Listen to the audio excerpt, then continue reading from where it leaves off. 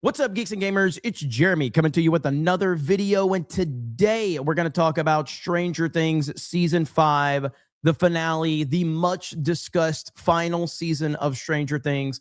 And how bad was it? Well, it was unbelievably bad. As bad as you could imagine, and then some. And I say this as a person that's been a pretty big fan of the series up to this point. I think Season 1 is damn near perfect.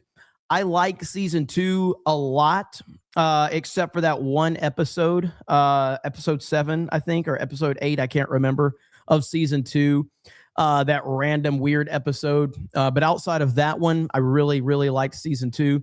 Season 3 was a step back for me. It was, I liked it better the second time I watched it, but still was a step back. And it's where it started to get really kind of convoluted, and just way too much going on. Season 4, still convoluted, but really did bring a lot of the charm back to the series, in my opinion. But then we get to Season 5. And look, so you had Season 5 released in 3 different parts. You had the first 4 episodes drop Thanksgiving, I believe. And then you had the second 4 episodes drop on Christmas. And then you had the final episode drop on New Year's Eve, New Year's Day. I did not like the first 4 episodes of Season 5. A lot of people did. And I was sitting there thinking, like, I don't know if I saw a different series than everyone else, but it was clear that the Duffer Brothers were dead set on pushing their identity politics into overdrive in Season 5. And that's exactly what they did. Now, again, let's not act like there wasn't identity politics all through the first 4 seasons of Stranger Things. There was, but it wasn't killing the mood. It wasn't killing the entire show.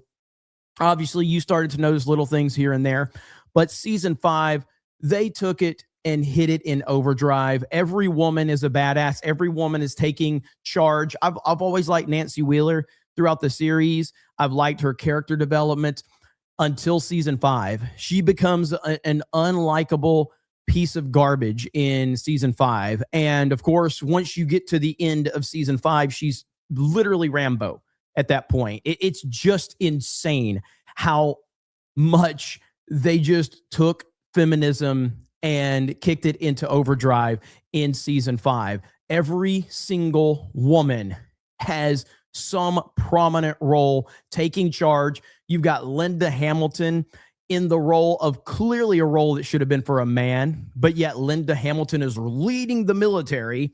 You've got Karen Wheeler, the mom, suddenly out of nowhere becomes this ultimate badass and a big-time hero in Season 5. Holly Wheeler, the daughter, the young daughter, all of a sudden is the most prominent character in the entire series in Season 5. I believe she has the most screen time now. And if you look at how she's treating all the other kids, again, she's taking full charge. You've got Robin, who's the lesbian character, who is a central part of the first 4 episodes for sure. And of course, her connection to Will and, them, I guess, bonding over being gay. It's so unbelievably cringe.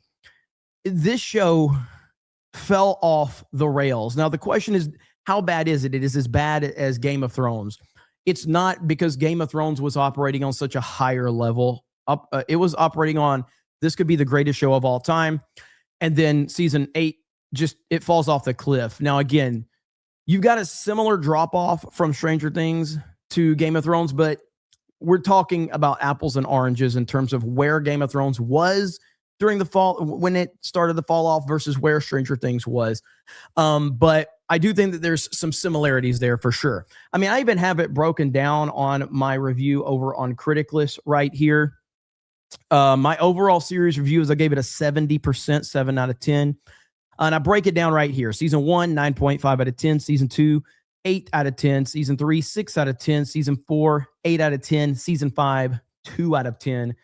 And that was a 3. I've dropped it to a 2 the more and more I've thought about the absolute nonsense. And look, we can go over many of the plot points if we want. I mean, there's just so many things that are wrong with Season 5, and especially the finale. Now, the finale itself, I actually liked more than most of the rest of the season, because I did not like the first 4 episodes.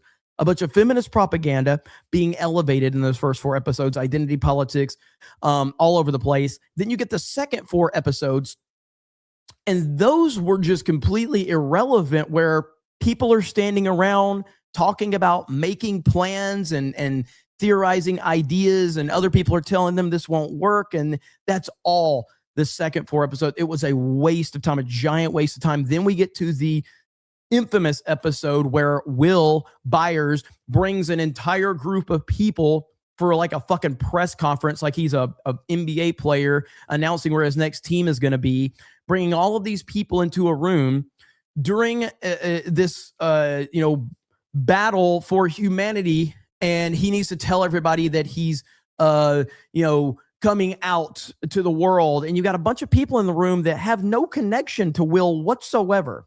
It's the absolute most ridiculous thing ever. It's the worst scene in television history. And at that point in time, that's where the Duffer Brothers basically went into Rise of Skywalker territory, because you have this group of people online. They're like the Raylos, but they want Will and Mike to become a thing in Stranger Things. They've got a name like Raylos, Byers, something like that. But anyway, Bylers, I can't remember. So they got mad because Will and Mike did not become an item. And so they revolted against the Duffer Brothers, and they orchestrated review bombing. The thing that they claim that they're against, suddenly they orchestrated review bombing after episode 7 of season 5. Whereas the rest of the normal people out there were just done with this propaganda bullshit anyway. So you had a kind of a perfect storm at that point where you pissed off both fan bases or both sides, and no one really liked that episode. So you go into the finale and you're already, you've already chopped one leg off. You're already hobbling in there. You're backing into this at this point. And so you go into it, and the finale, there's just so many problems with it. I don't have time to break all of it down in here in about a 10, 12-minute video here, but I'm sure many of you have watched videos where they break down the finale and everything, but plot holes galore. Now, I'm not someone that gets overly hung up on plot holes, but there are so many in season 5 of Stranger Things that it is impossible to ignore. Let's just go over a few right here that are pinpointed. Susie and Dustin never officially break up. It's not shown to us or mentioned ever again. Susie and Dustin became famous for their the season 3 finale, where they did the Never Ending Story song. It went mega viral. I believe we saw Susie one more time, if I'm not mistaken, in season 4, I believe. And then we've never heard from her again. Will's part in the hive mind, the brain dies, the body dies, yet he was completely fine after the Mind Flayer and Vecna died. Exactly. And I believe the Duffer Brothers have tried to explain this away, and they are beginning to feel like James Gunn, where they're talking so much, they're making everything worse. Max writes letters to all the party before her confrontation with Vecna in season 4, never mentioned again. Mike doesn't know Will's painting wasn't commissioned by 11, but it came from him, never mentioned again. Who opened the door lock in season 1, episode 1, when the Demogorgon is chasing Will? These questions are just out there. Why Vecna targeted Will specifically is still unclear to us. What happens to the Turnbows after the plan? Did they alert the police, or are they even alive? Never mentioned again. Is Dr. K alive or dead? Never mentioned again. That's the male role that they decided to put Linda Hamilton into in season 5. It's unclear whether Robin is still with Vicky, a mention of overbearing partners, but it's still vague. Vicky doesn't even show up in the epilogue. Where is Max's mom? Never mentioned again. Here's a great question right here from Kata.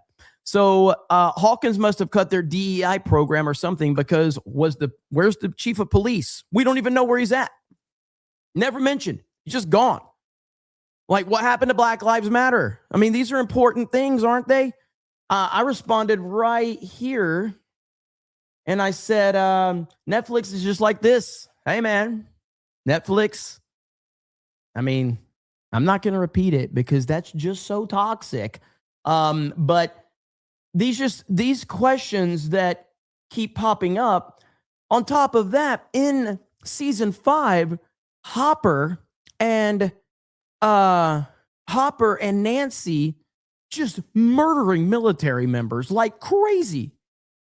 Never have to answer for it, never any questions about it, go on about their day. There are so many, the more questions you start asking about season 5, the more glaringly obvious it is that, and I've said this a million times, when identity politics is the focus, everything else suffers. Everything suffers. And that's exactly what we saw with season 5 of Stranger Things. The focus was always about women have to be at the forefront. We have to have our interracial relationship. We have to have our gay representation. And at no point in time is anyone actually worried about, hey, you know, there's actually a story we're trying to tell here. And in fact, I think this puts it into perspective right here. TV show set in the Midwest in the 80s. Whole town votes for Republican. 12 main characters, 2 are gay, 0 are Christian. Makes a lot of sense, doesn't it? Because the Duffer Brothers are not here to tell you a story. They're here to push an agenda.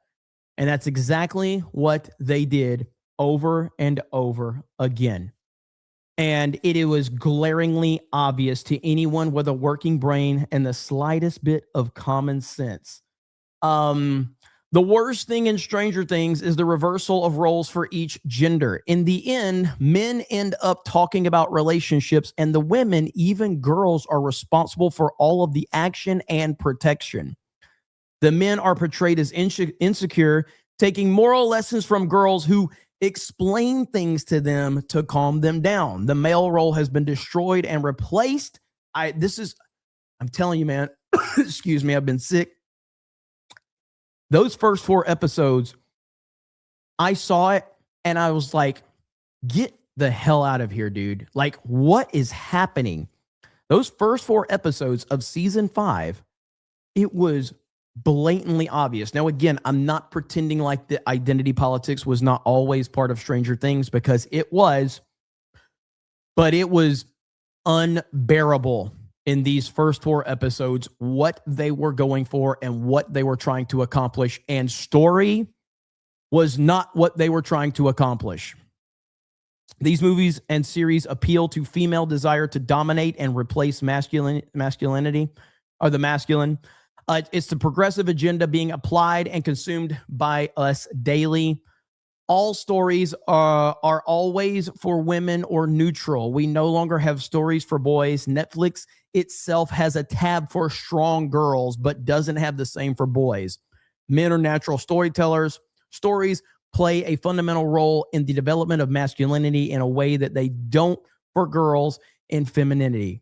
That's why narratives are so important for boys and why they are being taken away 1,000%. And this is why you get Nancy Rambo Wheeler in the final season here. She is full on Rambo. She's taking charge. She is not taking nobody's BS. Nobody can tell her what to do. It's insane. It's unbelievable. But this is Stranger Things. And I think that it is one of the great disasters in TV history. It's not Game of Thrones level, but it's right up there, man. And I will say this, if you're looking for a very, very good version of what Stranger Things could have been, I will point you to Super 8, 2011, J.J. Abrams.